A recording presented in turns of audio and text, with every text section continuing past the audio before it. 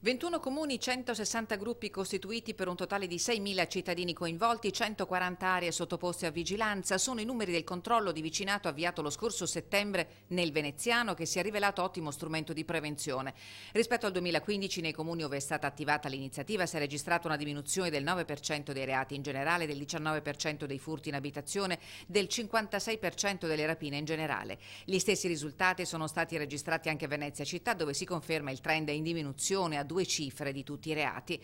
La partecipazione attiva dei cittadini è fondamentale, ha spiegato il prefetto di Venezia dal tavolo della firma del nuovo protocollo controllo di vicinato.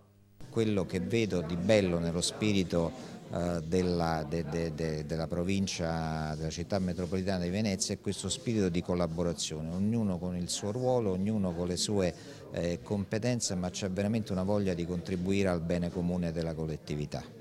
Il gruppo di controllo di vicinato non si sostituisce alle forze di polizia, non interviene in caso di reato, non arresta i ladri. La sua è un'attività di mera osservazione per l'invio di segnalazioni qualificate alle autorità, ma è anche e soprattutto stimolo alla conoscenza reciproca.